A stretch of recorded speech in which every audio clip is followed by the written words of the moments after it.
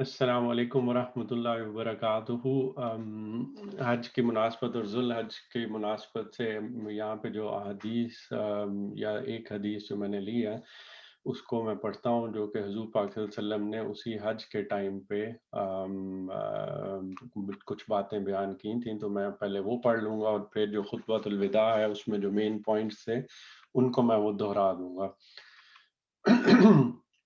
तो स्टार्ट करता हूँ। ये जो हदीस है सामने, आप सल्लल्लाहु अलैहि वसल्लम ने पूछा, लोगों, मालूम है आज ये कौन सा दिन है? हमने अर्ज की, अल्लाह और उसका रसूल ज्यादा जानते हैं। आप सल्लल्लाहु अलैहि वसल्लम इस पर खामोश हो गए और हमने समझा कि आप सल्लल्लाहु अलैहि वसल्लम इस दिन का कोई और नाम रखेंगे। लेकिन आप सल्लल्लाहु अलैहि वसल्लम ने फरमाया, क्या ये कुर्बानी का दिन नहीं? हम बोले, हाँ जरूर है। आप सल्लल्लाहु अलैहि वसल्लम ने पूछा, ये महीना कौन सा है? हमने कहा, अल्लाह और उसके रसूल सल्लल्लाहु अलैहि वसल्लम ज्यादा जानते हैं। आप सल्लल्लाहु अलैहि वसल्लम इस मर्तबा भी खामोश हो गए और हमें ख्याल हुआ कि आप सल्लल्लाहु अलैहि वसल्लम इस महीने का कोई और नाम रखेंगे। लेकिन आप सल्लल्लाहु अलैहि वसल्लम ने फरमाया, क्या ये ज़िलहिज्जा का महीना नहीं है? हम बोले, क्यों नहीं? फिर आप सल्लल्लाहु अलैहि वसल्लम ने पूछा, ये शहर कौन सा है? हमने अर्ज की, अल्लाह और उसका रसूल सल्लल्लाहु अलैहि वसल्लम बेहतर जानते हैं। इस मर्तबा भी आप सल्लल्लाहु अलैहि वसल्लम इस तरह खामोश हो गए कि हमने समझा कि आप सल्लल्लाहु अलैहि वसल्लम इसका कोई और नाम रखेंगे। लेकिन आप सल्लल्लाहु अलैहि वसल्लम ने फरमाया कि ये हुर्मत का शहर नहीं है। हमने अर्ज की, क्यों नहीं? जरूर है। इसके बाद आप सल्लल्लाहु अलैहि वसल्लम ने फरमाया, इरशाद फरमाया, बस तुम्हारा खून और तुम्हारा माल तुम पर इसी तरह हराम है जैसे इस दिन की हुर्मत इस महीने और इस शहर में है, यहाँ तक कि तुम अपने रब से जा मिलो। कहो, क्या मैंने तुमको अल्लाह का पैगाम पहुंचा दिया? लोगों ने कहा, हाँ। आप सल्लल्लाहु अलैहि वसल्लम ने फरमाया, ए अल्लाह, तू गवाह रहना और हाँ, यहाँ मौजूद गायब को भी पहुंचा दें, क्योंकि बहुत से लोग जिन तक ये पैगाम पहुंचेगा, सुनने वालों से ज्यादा इस पैगाम को याद रखने वाले साबित होंगे। और मेरे बाद काफिर ना बन जाना कि एक दूसरे की नाहक गर्दनें मारने लगो। तो इसमें जो वैसे अगर मैं समरी करना चाहूँ तो हुज़ूर पाक सल्लल्लाहु अलैहि वसल्लम ने इस बात की अहमियत को वाज़े करने के लिए कि कितनी ज़्यादा अहमियत है किसी के इंसान, दूसरे इंसान के जान और दूसरे मुसलमान का माल कितनी हुर्मत रखता है, उसको हुज़ूर पाक सल्लल्लाहु अलैहि वसल्लम ने लोगों से पूछ कर इस तरह से वाज़े किया कि जिस शहर में वो बैठे हुए हैं, मक्का, जिसकी हुर्मत हम सारों को पता है, और फिर उस शहर में होते हुए उस महीने यानी कि ज़ुल्हिज्जा की बात हो रही है कि वो कितना हुर्मत वाला महीना है। और फिर उस हुर्मत वाले महीने में, उस हुर्मत वाले शहर में, फिर उस हुर्मत वाले दिन का पूछ के कि भाई अब जो 10 ज़िलहिज्जा का दिन है ये कितनी हुर्मत वाला है।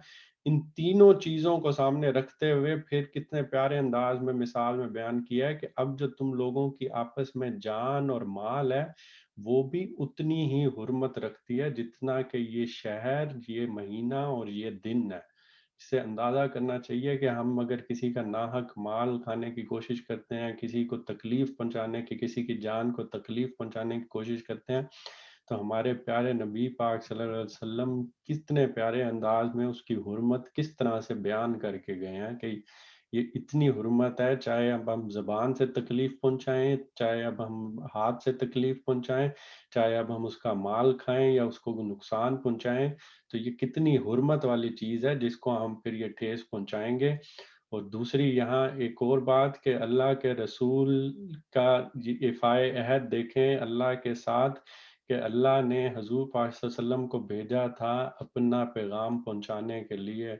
और हजूर पाक सल्लल्लाहु अलैहि वसल्लम कितने प्यारे अंदाज में उन्होंने सारी ज़िंदगी गुजारी है हम तक वो अल्लाह का पैगाम पहुंचाने के लिए, वहाँ लोगों पे कितनी मुसीबतें बर्दाश्त की हैं।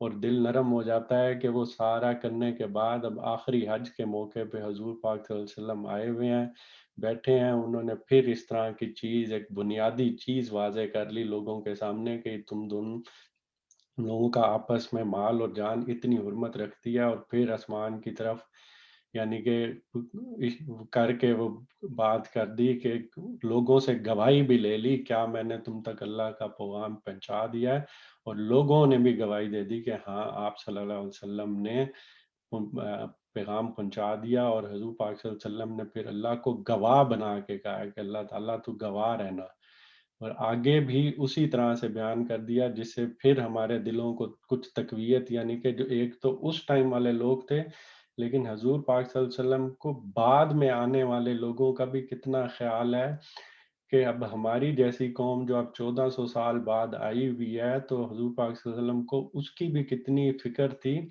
کہ وہ یہ کہہ رہے تھے کہ میرا یہ پیغام جو آج موجود نہیں ہے آگے ٹرانسفر کرتے رہنا، کیونکہ یہ ہو سکتا ہے کہ جو بعد میں لوگ جن تک یہ پیغام پہنچے گا وہ ابھی جو سن رہے ہیں اس سے زیادہ یاد رکھنے والے ثابت ہوں گے، کہ ان کو ہم لوگوں کا اگر ہم اس چیز پہ عمل کرتے ہیں اور ہم اس چیز کو اچھی طرح سنتے ہیں، تو اللہ کرے یہ والی چیز ہو کہ ہم اس چیز کو اس طرح سے ثابت کرنے والے بن جائیں جس کی طرف حضور پاک صلی اللہ علیہ وسلم اشارہ کر رہے تھے، اور بعد میں ایک تنبیہ بھی کر دی کہ میرے بعد کافر نہ بن جانا کہ ایک دوسرے کی ناحق گردنیں مارنے لگو۔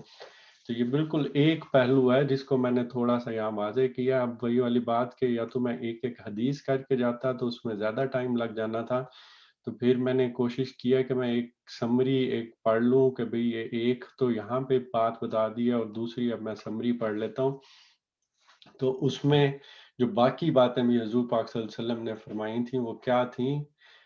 اے لوگو سنو، مجھے نہیں لگتا کہ اگلے سال میں تمہارے درمیان موجود ہوں گا، میری باتوں کو بہت غور سے سنو اور ان کو ان لوگوں تک پہنچاؤ جو یہاں نہیں پہنچ سکے۔ اے لوگو، جس طرح یہ آج کا دن، یہ مہینہ اور یہ جگہ عزت و حرمت والے ہیں، بالکل اسی طرح دوسرے مسلمان کی زندگی عزت اور مال حرمت والے ہیں، یعنی کہ تم اس کو چھیڑ نہیں سکتے۔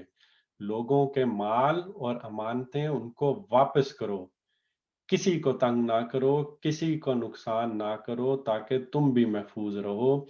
یاد رکھو تم نے اللہ سے ملنا ہے اور اللہ تم سے تمہارے اعمال کی بابت سوال کرے گا۔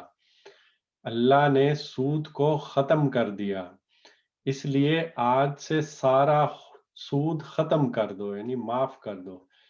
تم عورتوں پر حق رکھتے ہو اور وہ تم پر حق رکھتی ہیں، جب وہ اپنے حقوق پورے کر رہی ہیں تو تم ان کی ساری ذمہ داریاں پوری کرو۔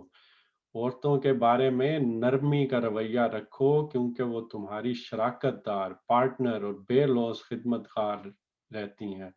گزار رہتی ہیں۔ کبھی زنا کے قریب بھی مت جانا۔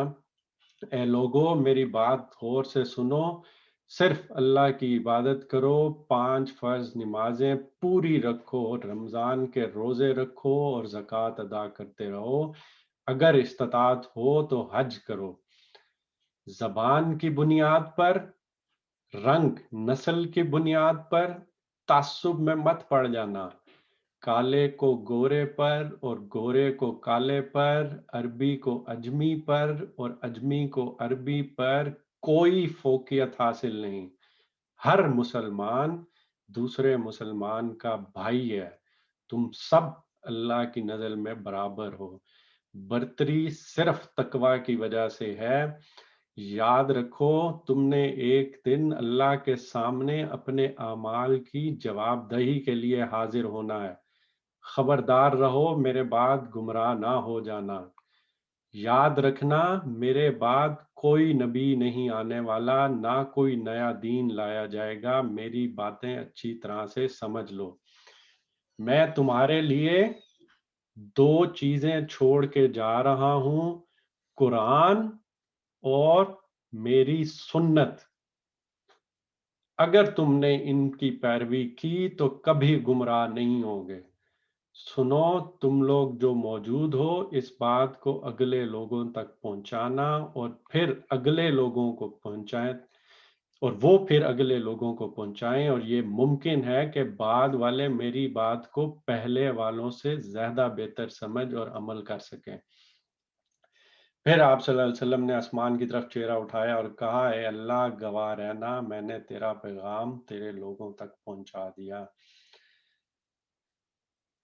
بہت کلیئر انداز میں، اس سے زیادہ سادہ انداز میں، اس سے زیادہ پیارے انداز میں، اس سے زیادہ سمپل انداز میں کوئی بات اس طرح سے نہیں ہم تک پہنچ سکتی جتنے پیارے انداز میں حضور پاک صلی اللہ علیہ وسلم نے ہم تک یہ باتیں پہنچا دی ہیں۔ اور بنیادی بات اور ساری باتوں کے ساتھ یہ چیز کھل کے بیان کر دی ہے کہ قرآن اور میری سنت، اگر تم نے ان کی پیروی کی تو کبھی گمراہ نہ ہوگے۔ تو اللہ تعالیٰ سے دعا ہے کہ ہمیں بھی قرآن کو اور حضور پاک صلی اللہ علیہ وسلم کی سنت کو مضبوطی سے پکڑے رہنے اور یہ پیغام آگے پوری سنسیئر اور بغیر کسی غلطی کے پہنچانے کی توفیق عطا فرمائے، ہمیں خود اس پہ عمل کرنے کی توفیق عطا فرمائے، آمین۔